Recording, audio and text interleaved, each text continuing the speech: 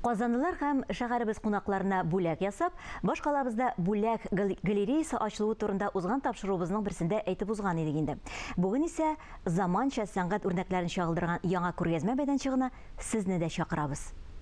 Бүләк галереясына килүче Казан кунакларына тарихыбызның Болгар чоры мирасын бүгенге көнгә туры китереп эшләнгән сәнгать үрнәкләре тәкъдим итәләр. Татарларның үзенчәлекле сәнгате Идел Болгары, Алтын Урда һәм Казан ханлыгы дәүләтенең традицияләрен мирас итеп ала.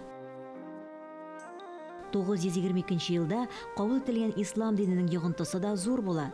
Шәрыкка, Изге Мәккәгә, Мисырга, Төркиягә, Иранга юл ача. Исламга кадәр булган мифология образлары кош-корт, хайван, чәчәк үсемлек, геометрик бизәк белән алмашына. Мираста калган әйбер, ләкин аны бит тотып та карыйсы килә. Аны кулланасы да килә. Аны бит сокланасы да килә. Шуңа күрә без үзебезнең кул осталары белән безнең художественный совет дигән оешмабыз бар дип әйтәсе килә һәм менә шул художественный советта сөйләшеп, әйдәгез әле иптәшләр, Болгар заманында булган савыт-саба кем нәрсә белән кулланган, шуларны музейлардан карап, китаплардан эзләп, шуны заманача иттереп, бүгенге көндә ясап чыгардык. Археологик казынулар вакытында табылган 12-13 гасырга туры килгән замана осталары өйрәнеп, яңадан торгызылган сөт савытлары шундыйлардан. Борынгы заманда бит инде пияла әйбер булмаган. Һәм инде пияладан ясалган әйберләр бик кыйбат булган. Шуның өчен керамика, менә савыт-саба диләр. Безнең байлар сабасында әлбәттә савыт-саба чыгарганнар. Шуның өчен мираста да исеме шул калган. Керамиканы дөрес эшләтә белү кирәк. Аның температурный режим дигән әйбере бар.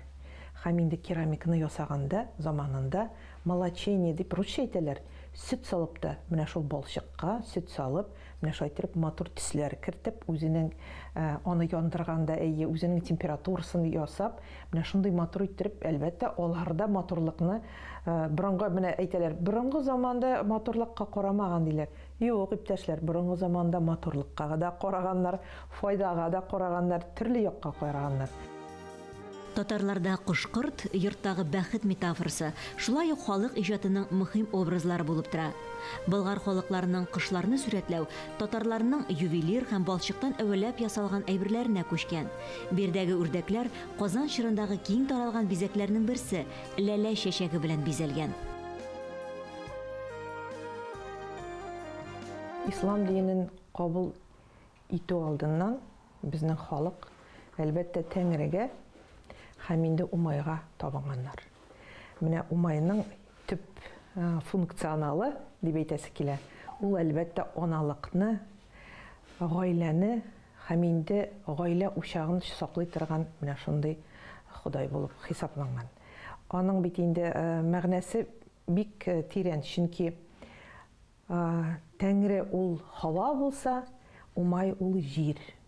Җир безне ярата. Җир безгә гомер бирә, җир безне саклый, бигрәк тә хатын-кызларны менә илгәре күп еллар арасында, күп гасырлар арасында аналык Умай дип аталган. Галереядагы сәнгать үрнәкләре гади тормышта кулланыш табала. Йорт-фатирларыбызны бизәгәндә мәгънәви йөкләнеш белән тутыра. Ислам диненә хәтле булган менә шул табынулар, Тәңренең тамгалары, Тәңрегә табынганнар, әлбәттә ханлар ул заманындагы, һәм инде аларның үзенең тамгасы булган.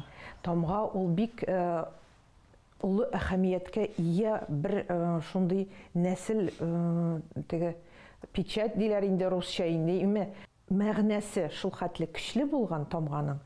Әгәр дә тамганы ватсалар, нәсел киселәсе икәнен белгәннәр.